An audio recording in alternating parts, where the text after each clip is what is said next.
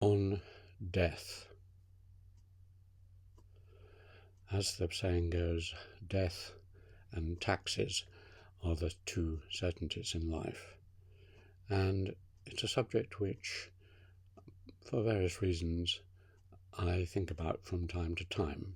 I'm not obsessed with it, but maybe in the present moment, with global warming and fires here and there, or wars in Europe, or threat of nuclear wars, or whatever, it's near the top of one's mind. And that's accentuated, of course, by my age, which means that just one fall or one heart attack and there I am. It's not something that has ever particularly worried or frightened me. The main thing, like many people, that I fear about the death is the manner of the death. As Keats would put it well, to cease upon the midnight with no pain. That would be the preferred death, to go quietly and quickly. And it's really the prolonged death that worries me and many other people. So some dignity and absence of pain in the going. The death of myself is of no particular concern. I've had a wonderful life. I don't believe in eternal punishment for whatever I've done.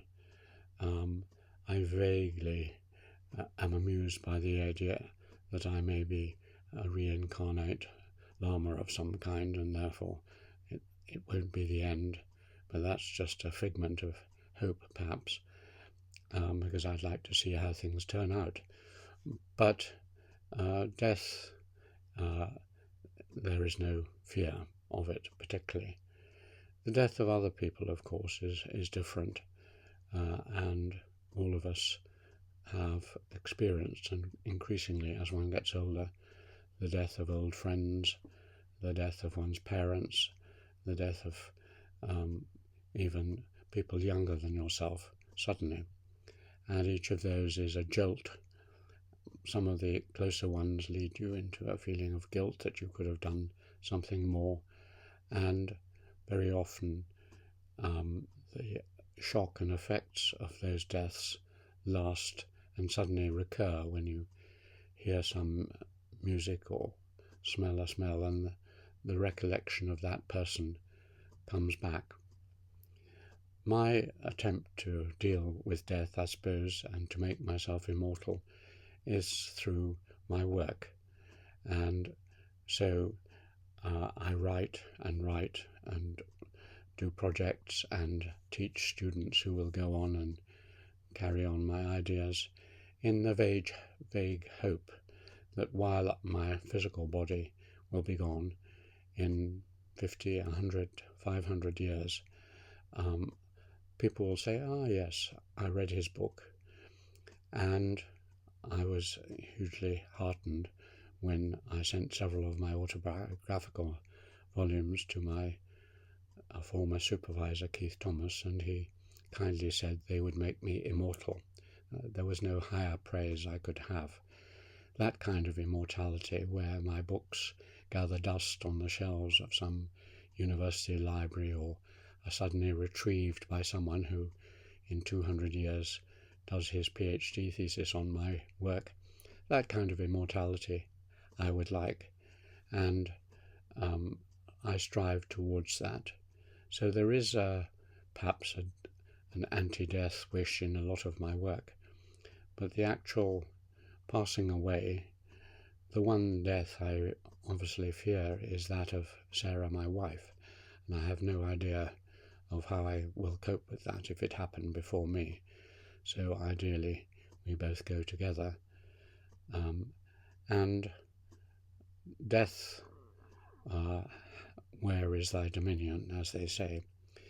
Death now we think of as much more isolated and individualistic and less ceremonial, and funerals weren't what they used to be. And yet, as an English historian, I've looked at English history over the last 700 years, and the English have always been rather individualistic in their funerals. If you're an important person, then a great deal of fuss will be made. But if you're an ordinary individual, not much. And that's for the simple reasons anthropologists point out, which is in many societies there are big death rituals because you are rearranging the social structure. Everyone is interconnected very closely, and when one person goes, the whole building has to be reconstructed. In our society, certainly if you become older, there's hardly any ripple effect. It affects a few people's emotions, but their status, their jobs, anything else is not really affected at all by your death. So we diminish death, particularly in Protestant societies. Obviously, if you have a strong belief in purgatory and the afterlife in Catholic and other societies, then you make a big deal of death. The idea of death, as I've seen it in other societies, is obviously very different.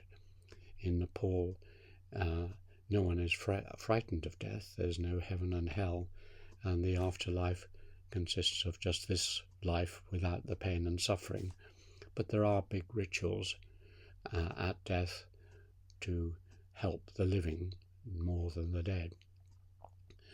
And in Japan and China with Buddhist ceremonies, but there is very little idea of any prevailing long-term death or soul or anything existing after the physical death. One final thought: I'm moving my room after 40 years to another room in my college, and it occurred to me that this is a sort of similar move to one which I really like, as described by Rio Fortune, the anthropologist, in his book on the Dobu Islanders, whereby the dead gradually fade away. Their skulls are first put on the mantelpiece, and along with recently dead, and people say, oh, there's Grandpa. And then a few years later, the mantelpiece is crowded, and you put the skull in with other skulls into a garden shed, as it were, a shed in the garden. And then that gets filled up, and then you move the dead person down to the seashore and wait for the waves to wash them away. And they persist, rather poetically, as sea slugs. So they don't entirely get extinguished, but they're not recognizable. And my own fate in moving from one room to a smaller shared space seems to be the first movement, perhaps, to the mantelpiece, and gradually, with time, I hope to end up as a very handsome sea slug.